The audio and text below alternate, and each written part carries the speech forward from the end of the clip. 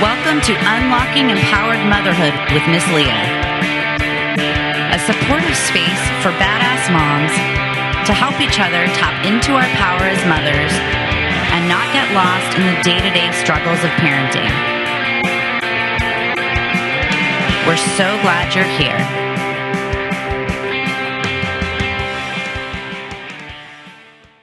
Good morning, Julie. Thank you so much for making time to jump on with me today. I'm going to let you tell us a little bit about Emery. And Emery just pretty recently turned 3, right? Yes, last week. Okay, so why don't you kind of let the listeners know why you reached out and what is the reason for our conversation, and then we'll get started. So meal times are like a nightmare with Emery, probably since she turned 1, or maybe, like a little after 1, where she doesn't have a staple. So I know like some people's kids will eat peanut butter and jelly for lunch every day and they're frustrated that they won't do anything with the variety. She doesn't even have that. So we've been like put on weight checks with her because she's not gaining any weight. We've been fattening her up with rice and butter or almond butters or just things to fatten her meals up. And then she gets sick of that and she won't eat it at all. So like, I guess if she had one staple, it would be blueberries or strawberries. And that's obviously low calorie. So I would love to know if maybe I'm giving her, because I'm so panicked about it, am I giving her too many snacks throughout the day? So she's not having a solid 3 solid meals a day. And just the schedule of like how to feed them, because I'm not hitting it. And now she's even more picky. So she would eat broccoli. Now she won't. So like things that she used to like, she doesn't like anymore. And I'm over it. Gotcha. Bottom line. So what does it look like when you're over it? Like when you're putting the food out and she's refusing? I just keep grabbing more things. It's just like, let's say I make her pasta with butter and Parmesan, and then she doesn't want it. And then so I make her like some avocado slices. Sometimes she'll eat tortilla chips with avocado. And then that day she doesn't want the avocado. So now she's just having plain chips, which are empty calories. And then I'll bring out like, one of the things she will eat is those Z bars, the chocolate Z bars. So I'm trying to find like a healthier alternative to that, but that at least is something. But then I looked at the calories and there's 130. So I would like to make one dinner for my family. And maybe some people have different sides, and just, it is what it is. You eat this. If you're hungry, you eat. Yeah, that's definitely I would say that should be the goal that we shoot for down the road, but that might be a minute to get there. Yes. But thank you. That's helpful. That gives me a good picture. And I guess my first question for you, which I think I know the answer to just based on like your Instagram posts and stuff, but would you consider her to be a strong-willed child? Yes. Spirited is what people call her. Spirited. I love that too. It's definitely like, I ask people that and I laugh inside because I know that almost every kid is strong-willed. Like and I don't see that as a bad thing. It's just who she is and part of like being a toddler and a preschooler. But what I'm hearing is that it's really a control issue. She knows that food is a major hot button for you. And I think we should also maybe add to the conversation, just because I think it's relevant somewhat, that your job is a trainer. That's how I know you, right? You're a personal trainer. You help women eat healthy and move their bodies. And so that's a really big deal in your world anyway, right? Like already, I'm sure that's something that you think about a lot in your day-to-day. And people, I know I've personally texted you a million questions about what do I do to keep my body healthy. So I think that there's something to be said for the understanding that she has that this is like major for you. And that this is the thing that probably would stress you out the most over anything else. Fair to say. Yeah. So I asked you before the call if it was okay if I'm like really straightforward and blunt, and I'm going to say, I think one of the things that I would start with right away is throwing out the pattern you're in and trying to reset completely. And what I mean by that is, if she knows, the dinner bell rings or whatever is the trigger that it's mealtime, immediately there's something in her going, okay, this is fight or flight now. I've got to fight back. I'm not going to do this. She wants me to do this. This is all about control. So we need to find ways to reset anytime that you're feeding her, where the pressure leaves the the conversation, right? You're already internally feeling all this pressure. Like, I need to feed her. She needs to grow. And Right. she is going to meet you with this, you can't make me. And, it's common. A lot of preschool people say, you can't control what goes in and you can't control what comes out. Those are two things that kids can really clamp down. And you can't make her swallow food, and you can't make her not hold poop. These are two things that their bodies they are in control of their body. And ultimately we want that, right? We want especially our daughters to have agency over their bodies. So it's very tricky because you also don't want her to starve herself. So I think I would suggest that you start by addressing how are you putting the food out? What is the method? What is happening? Are you expecting her to come to the table and sit with you? Like what is that look like when you actually put food out for her? It's like, so we were actually told by the doctor to try this. So I feel guilty that this is how she eats, but she has a learning tower and we push it up to the counter and she has her iPad and she watches Hop Hop or Leo the Truck or some baby cartoon while she eats, because they wanted her just distracted so that she stays there doing this. So it's like, she will come down to the table with us and we go out to dinner and she sits with us, but most of her meals, the most she eats is when she's doing that. Okay. And that makes a lot of sense, actually, because if their main concern is getting the food in her. Yes. Yeah. And the distraction kind of makes sense too, because if you think about it, that takes the control away. She's not fighting you because she's busy doing something else. Yeah. So I can see how that would actually make sense in this scenario. And I don't think there's a problem with that. I think at this point, you could carry on kind of similarly.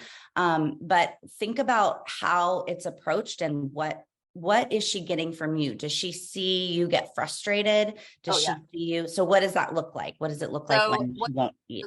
So what frustrates me the most is she says, like, I want to eat, and I get excited. And so I go, she stands on her tower. I cut her up some fruit while I make her lunch or whatever. And then she will, I'd say a third of the time she will eat some of what I make, but the 2/3 of the time she pushes it away, doesn't want it, but is still hungry. But doesn't want anything. And then she gets frustrated. I get frustrated and I leave. The few times that she does eat, I'm just like in the background, like as quiet as I can be, not to like disturb the situation. Like, oh my God, she's eating right now. And then there's times where she eats like 2 pieces of peanut butter toast. So it's like, that's what's so frustrating with me is she's so random about when she will eat, when she won't. And the cues that I get from her aren't really truthful, if that makes sense. So she might be asking for food, but not really want it at that time. But then I don't know. 5 minutes later, she is hungry and does need to eat. But yeah. All of that really just screams control to me. It's all about she's got you on lock. You're wrapped up around her finger, and when she doesn't eat the thing, and you get frustrated, and you make a different thing, that's very powerful, right? She's got this grown adult like doing her bidding. And what is the other? I know you've got an almost adult also daughter and your husband. So what are the dynamics there? Do they kind of stay out of it? Is this more like a you addressing her eating situation? And did she respond the same way? Yeah, I think so. Like my husband will be like, Emery, you need to eat. Emery, take a bite. Like we're constantly saying that. One more bite. And then I know like I've watched, some other people on Instagram that say like, make sure you don't say you get an M&M for every bite you take. But like, sometimes I'm like, you get a cookie when you're done with dinner. And so I feel like I'm just doing it all wrong, setting it up for, a lifetime of this frustration. I wouldn't say Izzy's as involved in meal times anymore. When we are not home and my mom is babysitting, she is eating everything my mom puts out. So I think you're probably right about her feeding off of my energy. Yeah, she knows and then dad comes in and is being supportive and saying the things also. But if you think of it that okay, let's reset. Your daughter's very smart, right? I mean, she's not a dumb kid, a dim bulb. She's figured out how big this is for both of you. So do you think like realistically, she needs you to tell her to eat, or do you think she knows you want her to? Like, there's not really a question. She knows you want her to eat, as much as possible. So I would start with totally taking any verbiage out of it. Okay. Here's the food. Let it go. Okay. Let her come and eat when she chooses. Think about like when you're a teenager and you want what you want and you're trying to get around your parents. And if they tell you to do the thing, you're like, there's no way I'm doing that thing. But when you decide, that's important to me, if she feels her stomach growling, and ultimately, that's maybe the only issue with the iPod piece of it, is that we don't want her to be distracted from listening to her body's cues. True. And she may just be one of those kids that runs on very little calories for a while. I mean, some kids really do ebb and flow. So while you're thinking, I want you to, consistently be full and have meals, that may not be what her body needs in this moment. So just to take a little bit of the edge off of that. Right.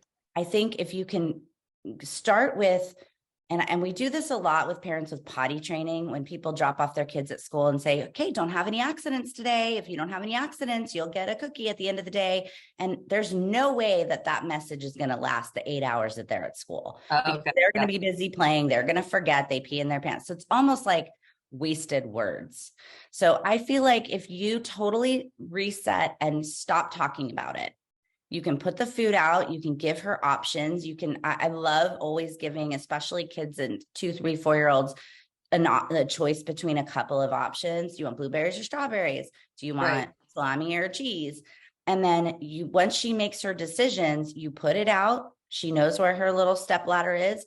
And that's where she can come and take care of her own needs. And you exit the conversation, because the more you harp on it, the more all she's really getting is, this is pissing off my mom.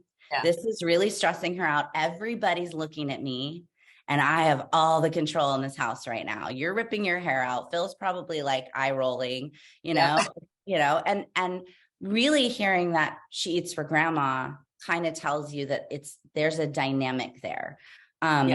The other thing that I'm hearing, and I hear this from parents all the time, is, you've tried a lot of different things. And anytime we feel like, oh my gosh, I've exhausted every possibility, you get in that frustrated mode. Kids really need consistency. They need one way that is always that way. And if you make your one way where you don't nag and you don't push and you just give her the opportunity, when her little belly grumbles, she's going to come over and find those blueberries. And it can be that you leave them out all morning long. I mean, that's kind of your choice. You can do, like, I like the idea of maybe a couple windows throughout the day, like a couple hours in the morning, maybe after school, maybe like the dinner hour after and before kind of window, where she starts to understand that these are meal times and this is when the food is available.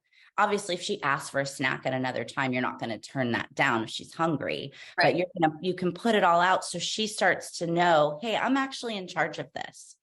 And my guess is, especially with a really smart, strong-willed little girl like you have, she's going to start to figure this out. She's not getting anything out of the fight anymore. There's no fight, and then she, again, I liked when you said, I kind of step back and get out of the way when she's eating, because you don't want to, disrupt it. But I think also in that vein, be cautious of being overly praising, like, oh, I'm so glad you ate. That's wonderful. It's like, oh, you ate? Okay. How does your body feel? Oh, it's full. Cool. All right. Mine's full too. I just ate a sandwich. There's no pressure now. It's all off the table. And it's probably going to be a little bit confused, because she's going to be waiting for you to like go off the rails. And why didn't you finish? And what, so I think that total reset and flipping of the conversation can be really valuable. And I would definitely recommend you get, dad involved, so he's aware too. And as simple as not saying one more bite, finish your plate, blah, blah, blah. All of those little statements are just, all she's hearing is, they care more about this than I do. They care more about this. They're more worried about it. Is that landing? Is that making sense? I like this. This is like, approach. So yeah, I feel like we spend a lot of time trying to convince children of things. And the best thing we can do is lead them to water and let them drink, because we're never going to convince them. They have their own, she's got her own mind made up.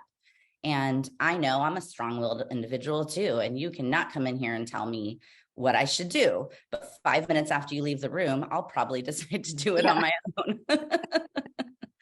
And there's nothing wrong with that. That's a beautiful thing. She will grow up to be able to be someone who has agency and takes care of herself and knows what she needs. Right.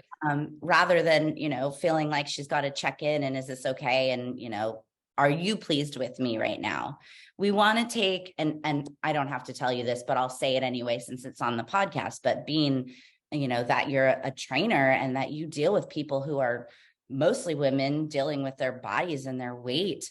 We don't want her to have complexes about this. We want it to be that, food is sustenance.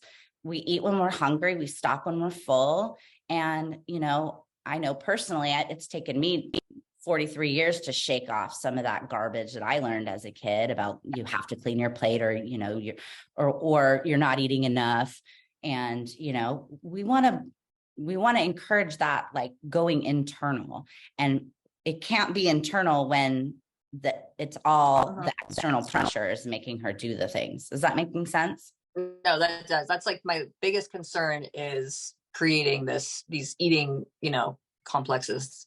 So and every moment that you worry about that, it's going to cause you to clamp down and feel like you've got to control back, right? Now you're in a cycle with her and you're both in it.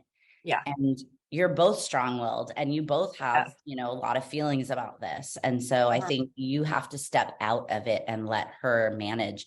And even when it comes to what you feed her, she will not starve.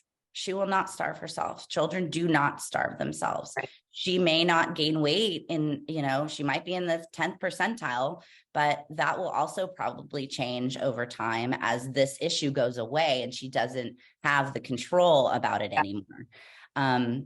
So I would take less pressure on like what she's eating and maybe put the focus more on giving her a few options that she can choose from. Even it sounds like you kind of do this method already, but like grazing, rather than we're sitting down, we're having a meal, this is what we're doing. Even at dinner time, if you and dad sit down to eat, you guys can sit down to eat and she can graze. And if she wants to be where you are, then she can come and sit with you and bring her food. Right. And you guys go about your normal, like don't let her pattern shift what you do. Okay. So that again, it takes the power away from those, from the rebellion, right? We don't want her to rebel against eating. We want her to do it at her pleasure and listen to her body. Okay. Now that all makes sense. I'm going to try that starting now. Well, I would love to hear how that goes. And, I'd love if we can kind of do a follow-up, maybe a couple of weeks, we can check in again and hear what's happening.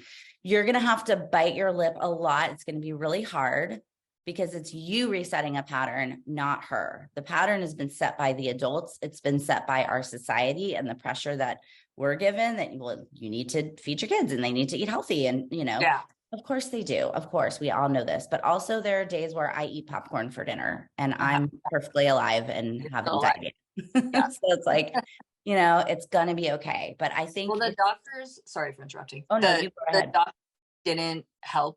There was one that we had, went from like 18 months to 2.5 before I switched. And every visit, she was like, she needs to be eating. You need to be sitting her down with this, this, and this. You need to be pumping her full of calories. So it was like stressing me out, or she's going to have blood work done. She's falling off her curve, like all these things that make you feel guilty, like you're not trying hard enough. And so I doctors and she's a little bit more chill about it. So I've kind of backed off, but I watched her, eat a lot of empty calorie snacks like goldfish and stuff. And then I feel like it's filling her up for dinner. So then I'm like giving her dinner when she's just had a bunch of snacks and then expecting her to eat. So I think like, you're right. Like I need to reset my views on it because I'm too obsessed with it now. And it's changing your expectation. Be satisfied and happy if you get through a mealtime without a fight. Yes. Don't worry about what leaves the bowl and goes in her body. Let's get through it without a fight, without frustration. Once that goes away, then you can start adding in more things and trying different. And I mean, I love the idea of, again, little kids need and love choices. So I love the idea of introducing new things with things that are already comfortable. I cut you up here's a Z-bar, and you can also, here's some mandarin oranges, and you can try them if you want. You don't have to try them. Here they are if you choose. And if she chooses, and if they look appetizing and they smell good, she might want to try them, but she will not try them because you tell them to. You just have to keep reminding yourself. And when we switch patterns like this, when kids are really used to that fight, she still might come after you and say things like, I'm not going to eat anything, mommy, and like kind of bait you. And you have to take that deep breath and know that's what she's doing. And you have to remind yourself, I'm on a different path now. The goal is not to get you to fill your face. The goal is to not fight. And you can say to her, well, Emery, when you're hungry, I'm sure that you will. And that's up to you. That's your body. You know, my body's hungry. I'm going to go eat some oranges, whatever it is. And, you know, step away from the fight. It's one of the hardest things. They are so good at pulling us into power struggles. And she's found your trigger. I mean, what a brilliant little girl. She found it at 1 year old. I know. Figured out how to make you go through the ate hot. So I think if we start there, and you mentioned before we started the call, other patterns in the day and schedules and sleeping. And this is one way of handling all of that stuff. That makes sense. This can apply to almost every other thing, and we can follow up about specifics. But when it comes to, I think the eating is the best place for you guys to start, because it seems like that's your hottest issue. It is. But when she starts to see that she can't get you and frustrate you, you know, she's not going to play that game anymore. She's smart enough to know this is a waste of my time. Now I'm sitting here all alone with these blueberries. My mom's over there with my dad. Like, I want to be where you are. You know, I want to be where the good stuff is, and the bonding and the family and the spending time together. And that, I would assume, is what you'd like for her to in the future, that meal times are joyful, right? Like you have this family time. And they're not with iPads and learning towers. We're all just sitting at I mean, we're not always going to have dinner together because we have real life and jobs and stuff. But like 1 or 2 nights a week, it'd be nice for her to like not be dependent on the iPad. And I didn't think we were going to be going this far down the road with the iPad, but I think if I incorporate this now, that maybe we can get rid of that and mealtime. You know. And exactly, you can start leveling that back. Maybe she still can go up in that same place that she usually eats and eat there. Maybe you put some books up there, and you also put, you know, maybe a coloring book and some blueberries, and she can distract in that way too, but it's not so disconnected that she doesn't feel her body. So I think it's just, you know, you want to baby step her back. And again, baby step in the new things to try. And the most important thing is going to be, this is not your problem. This is her life. It's her body. And, you know, when she's 35, she's going to have to know, hey, my stomach's growling. I'm going to eat now. And not for you to go, you know, you haven't eaten today. Which I know so many people, and I'm one of them, that like, I'll get halfway through the day and realize I haven't eaten. And I think it's just that setting of, I mean, there was a lot of disordered eating in, I think, our generation and what we experienced in families and stuff. And that's really more normal for us. So it's hard for us to switch it for our kids because it's so different. I look at my kid, and my kid is the opposite. Can't stop that kid from eating. And sometimes I want to go, you know, you want to slow down. You want to go like take a walk or something. And I'm like, nope. You are a growing child. You are hungry. You eat. And when you are done, you will stop. And it's so hard. It's so hard. But you can do hard things, and you're very strong and can definitely do that. So I'm curious to hear how it goes. And anything else or any other questions on this specifically? No, I'm just excited to try this. Yay. Oh, good. Okay, cool. Well, I will follow up with you in a couple of weeks, and we'll see how it's going. And you can ping me on the side if you want to touch base at all. If it's okay with you, once this is posted, I might post your updates too, so people can kind of get some follow-up. But yeah, this is awesome. And I think it's going to help other people too. So I really appreciate you being so transparent, Julie. It's really, really awesome.